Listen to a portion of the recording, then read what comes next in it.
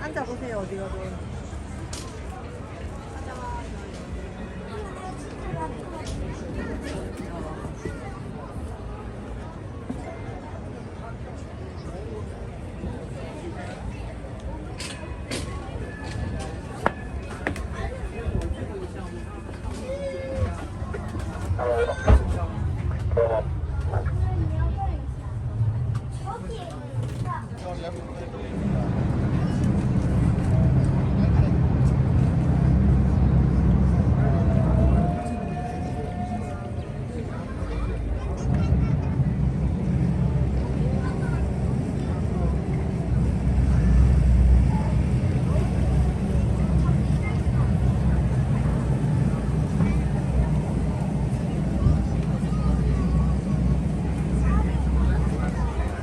Welcome on board, everybody. For the languages, English on the speaker. If you need your own language, on the side of the boat you can find the QR codes in black. Scan the first one for the Wi-Fi. Once you're connected to the Wi-Fi, you can scan the second one for the language you need. If you listen to your own language, preferably with earphones, otherwise it gets very busy on board with all the different languages we have. Here and there, I'm telling you something myself about the city as well. That will be in English. Two options, Dutch or English.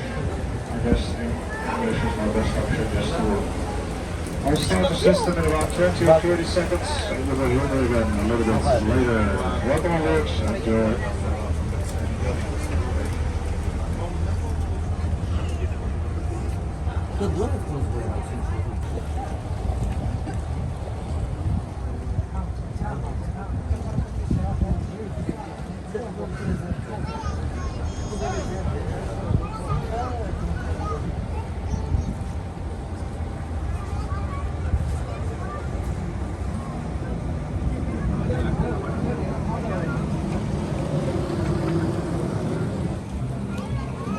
Welcome to Amsterdam, capital city of the Netherlands.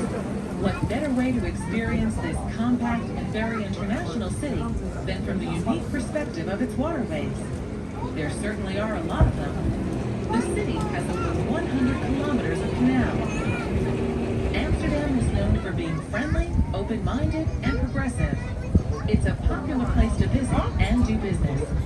Just think, in a population of only 800,000 people, you can meet 170 different nationalities.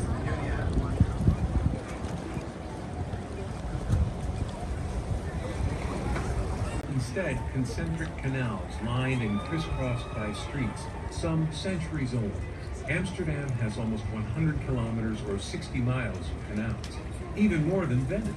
The city grew up around Dam Square, where the Amstel River was dammed in the 13th century, giving Amsterdam its name. In Old Dutch, it means dam built across the Amstel. Over time, land was reclaimed from the sea, ramparts were raised, and canals were dug as part of an ever-evolving cityscape.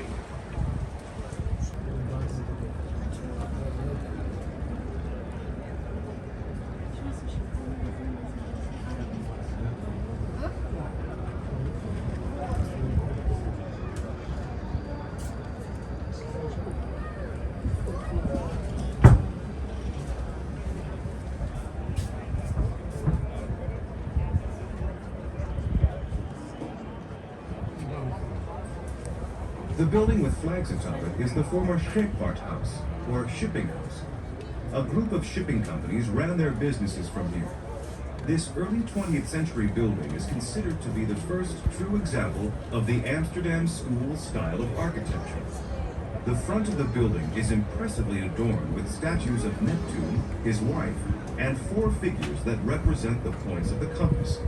The building is decorated inside and out with all kinds of nautical symbols, anchors, ships, and famous Dutch mariners. It's now a 5-star luxury hotel.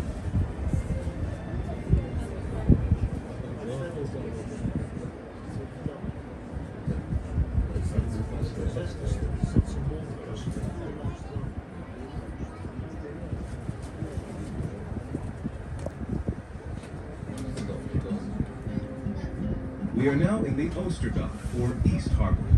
It was constructed at the beginning of the 19th century.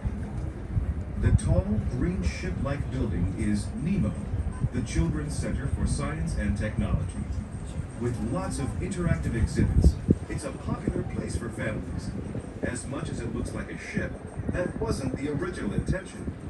The famous Italian architect, Renzo Piano, designed Nemo as an inverse reflection of the A tunnel, which runs beneath it. The building's height equals the depth of the tunnel. Nemo gets its green color from the oxidated copper that covers its walls. There's a unique sand-filled terrace on the roof where you'll find sunbathers searching for rays while enjoying beautiful views of the harbor and the city.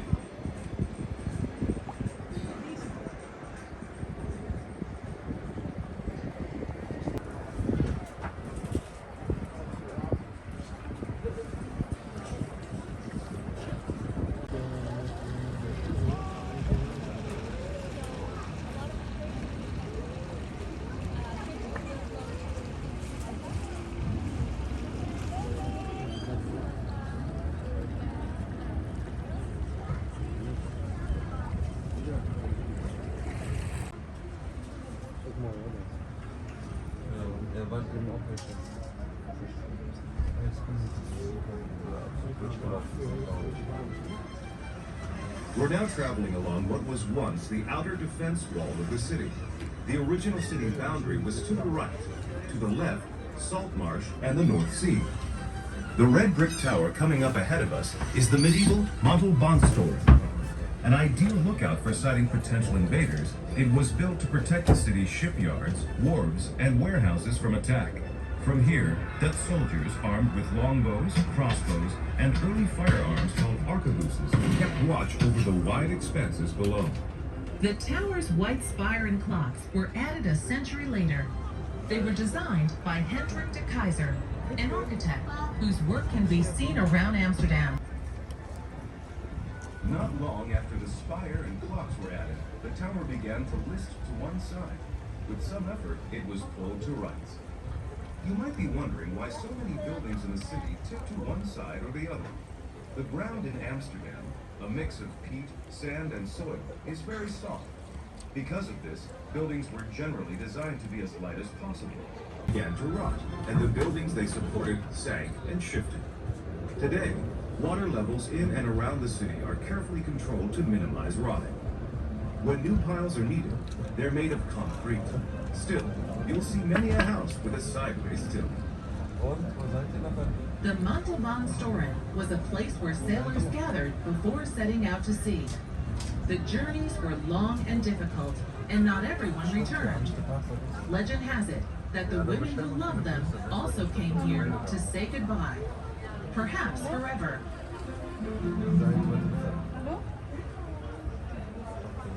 Dann wünsche ich euch viel Spaß. Ne?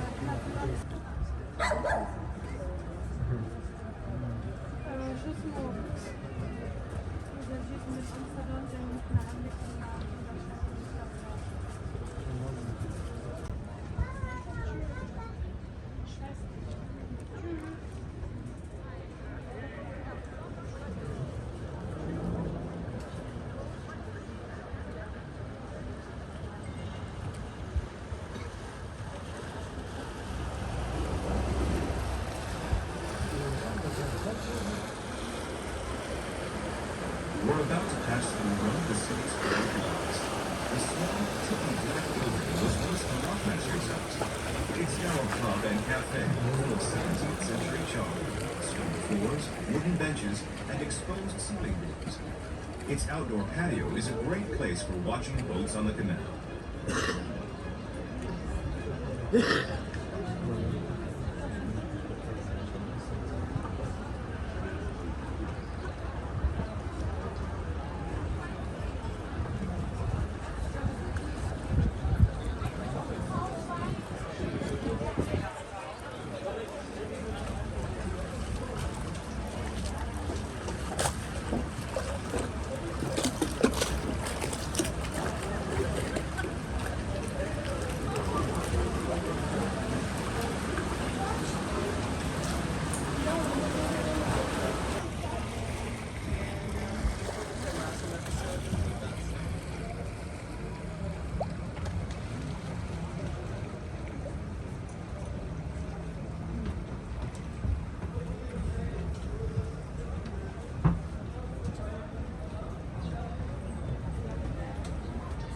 So in a moment we're getting onto the Amstel River, the only natural waterway of the city.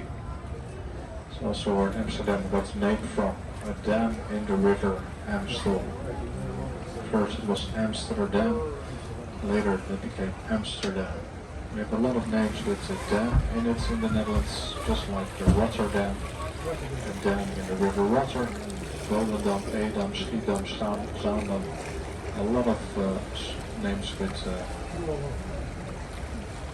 dam in it. Whenever you read dam, you know it's that put a dam in a river somewhere and they want to live there.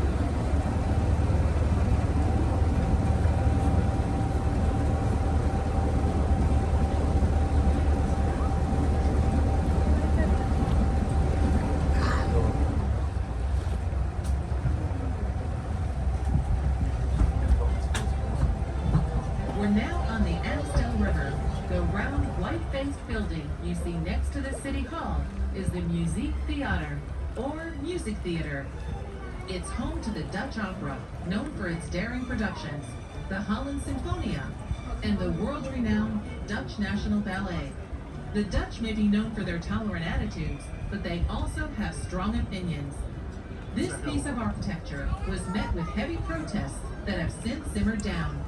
In fact, that's how it got its name, Stopera. It's derived from the movement against the construction, Stop the Opera.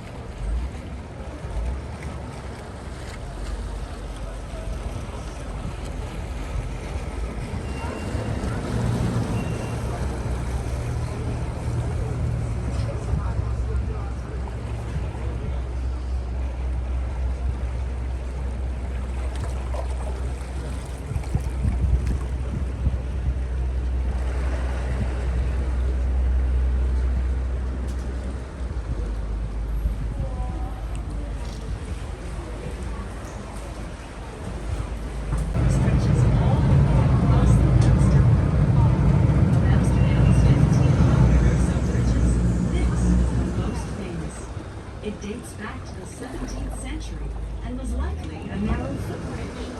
Since then, it's been reconstructed more than once and grown wider with age.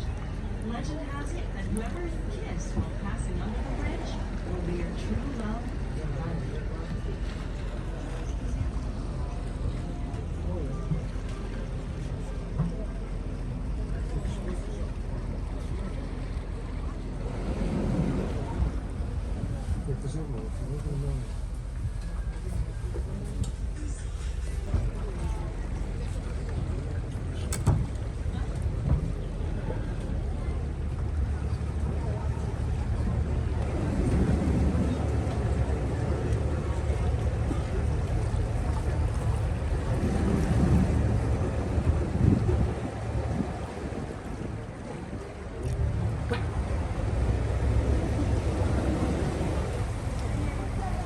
It was part of a careful plan to expand the city.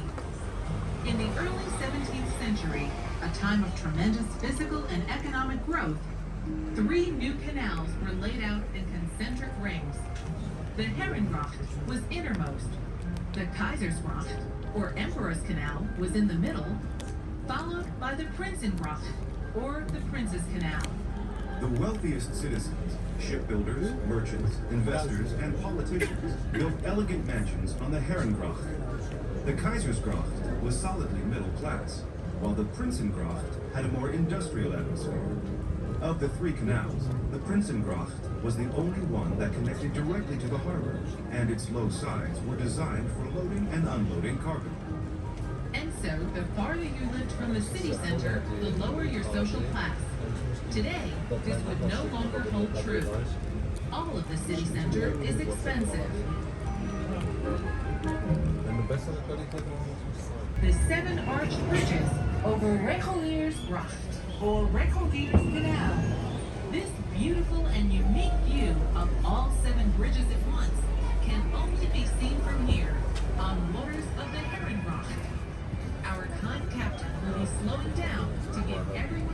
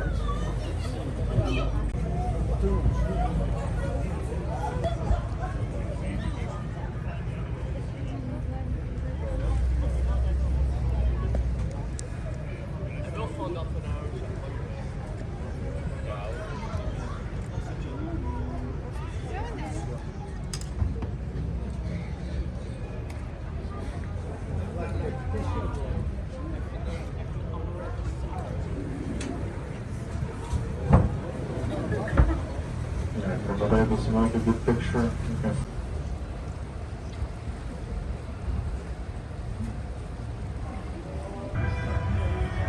Today, almost all of these mansions are used for business, as people can no longer afford to live in them. An exception is the city's mayor, whose official residence is at number 502 Herringbrocht. Look for the gray facade with white columns just before the bridge. The golden age of the 17th century was a stellar time for Amsterdam. From politics and the economy to arts and science, everything flourished. And the city was now the most important trade city in Europe. There are many reasons for Amsterdam's astounding success. It had the largest and most progressive shipbuilding industry in Europe. Dutch traders sailed farther than anyone else to newly discovered lands in the Far East and to North and South America. It organized the Dutch East Indian Company and the Dutch West Indian Company. And the profits from trading staples like grain and exotics such as spices, porcelain, precious stones, and textiles were enormous. Now let's slip back in time to the 17th century. Imagine a colorful scene. Gentlemen in fine clothing on the street, speaking different languages. Elegantly outfitted ladies stepping down into horse-pulled carriages. The clatter of wheels on cobblestones. And dare we mention it? An unpleasant waft of sewage coming from the canal. Building restrictions limited houses to a width of no more than 6 meters or 18 feet. But those who could afford got around this by buying 2 adjacent lots and building a double house. Some of these double homes even had 2 different facades. There was no restriction on depth, and with 20 to 40 rooms, a large private garden, and a coach house behind that, mansions often stretched all the way over to the next street. We're now at the so-called Golden Bend of the Herringbrocht, the most lavish section of all. Imagine going into one of these sumptuous homes. On the first floor, an elegant entrance hall with marble floors, high ceilings, and chandeliers. Mirrors were strategically positioned to create an illusion of even more space. And single-lot houses would often have a fake door on the side of the entryway to make them appear bigger than they were. Rooms were richly decorated with painted wallpaper, oil paintings, fine sculptures, and exotics such as Turkish rugs and Persian silks. In the second half of the 17th century, Parisian furniture, early the 60s, was very much in vogue. As a gentleman, you might join your host in a deep-colored smoking room. A lady, your hostess will receive you in a light blue salon or tea room. Here, you sip imported tea from China while looking out over a beautifully manicured garden. Musical concerts and grand parties were common, and each house had many rooms dedicated to entertaining. For a first-hand glimpse of life inside an opulent canal house, there are 2 wonderful museums in the area, the Hilvik in Lopenhaus and the Wilhelmshausen.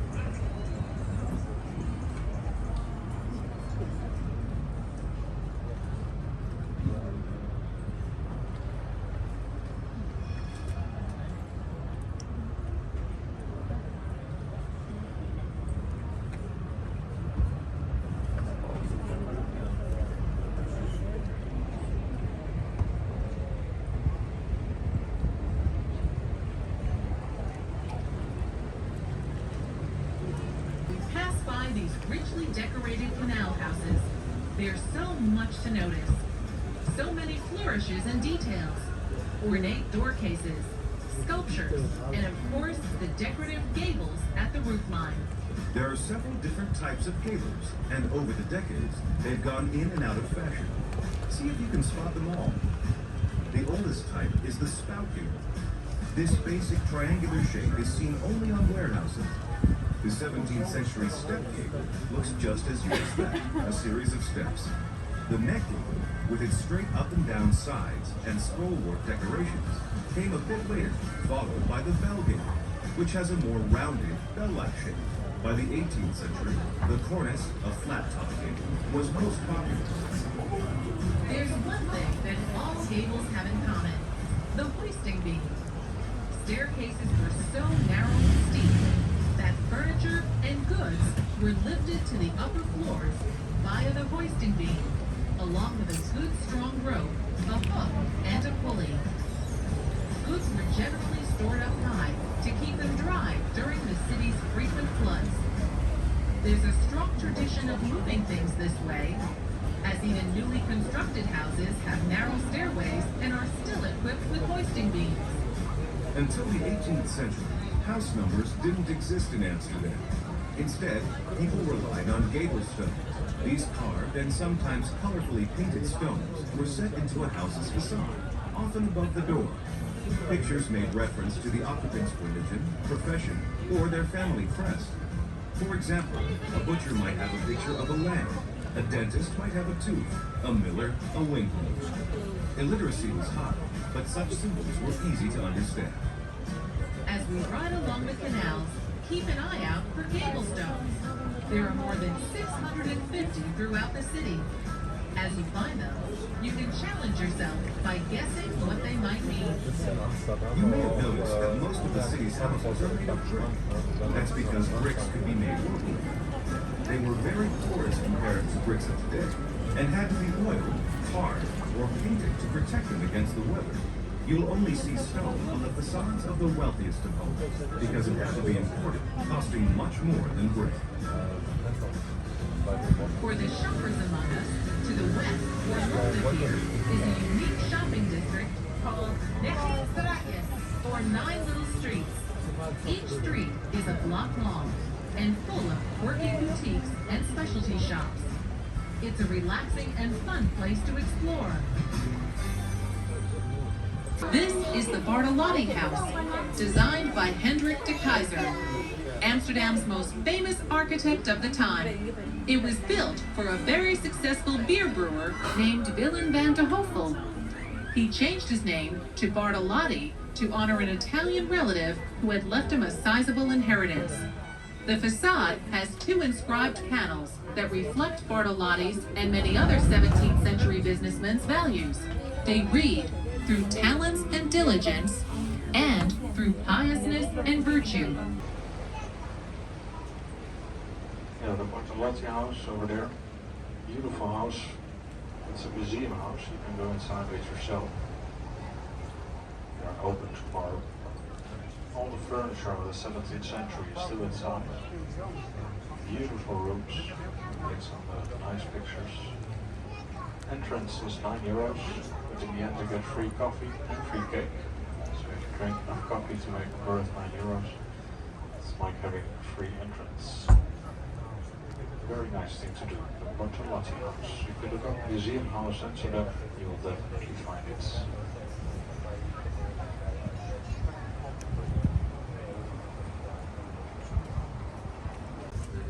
Through the 19th century, the Jordaan continued to be a district for the industrial working class, known for its outspoken inhabitants, romantic flavor, and community spirit. Today, it's become one of Amsterdam's most popular residential districts. Crafts and trade people still live here, along with students and artists, and most recently, an influx of well-to-do young professionals. The Jordaan has many charms: a bustling marketplace, little cafes and pubs, hidden courtyards, and art galleries. If you have time, wander through narrow cobblestone alleys and experience the lifestyle of true Amsterdammers today. One more thing to note about the residents here. If so much as a single ray of sunshine is out, expect to see locals dragging their chairs out onto the street to soak it up.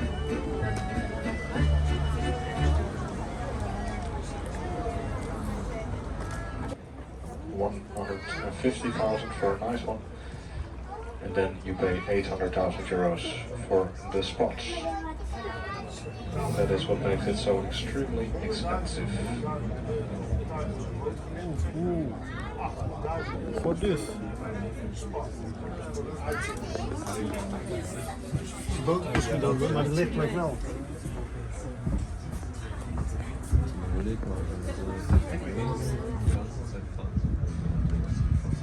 We are now approaching Brouwersgracht, or the Brewers Canal. This canal was part of the city's 17th century expansion.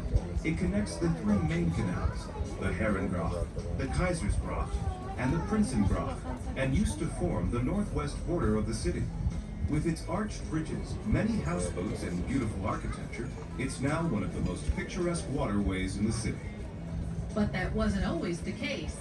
Many of the industries banned from residential areas ended up here. That included the smelly ones, like leather and whale oil processing, and of course beer, which gave the Brewers Canal its name. Because water quality was so poor, people turned to beer as a safer, healthier drink.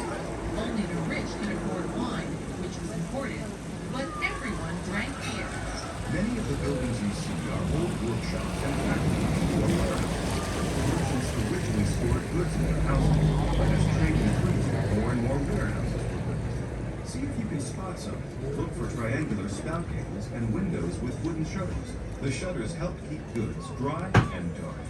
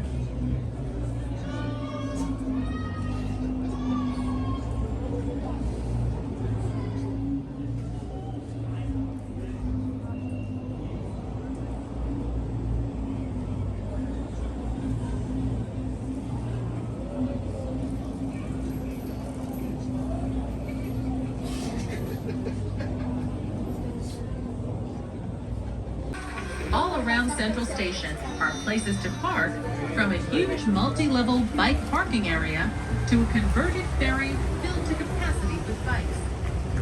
More people bike than drive to work, and it's estimated that the city has around 1.6 million bikes. That's more bikes than people. In typical Dutch style, the bikes are very practical. Single-speed coasters with foot brakes.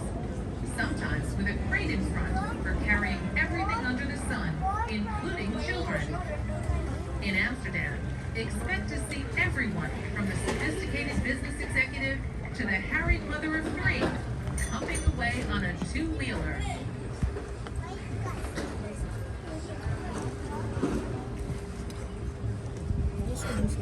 Oh my god, especially at night time. All the lights are so bright.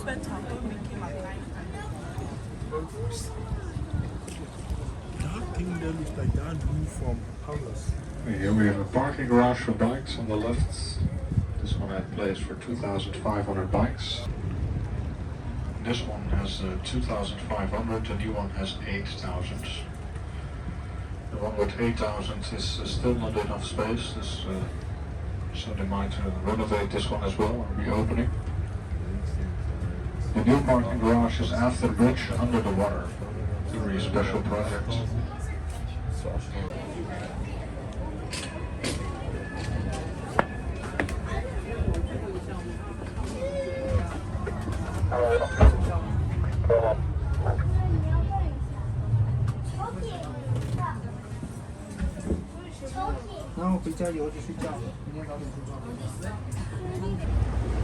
Eventually the Netherlands won the war and we stayed Protestants.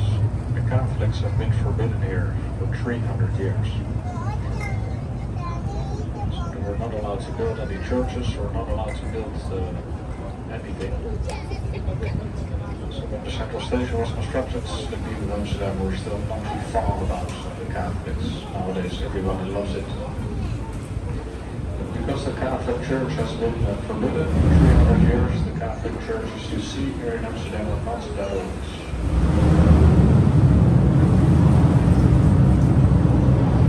They're all from the 19th century. The oldest Protestant church in Amsterdam is from the 14th century. Quite a big difference.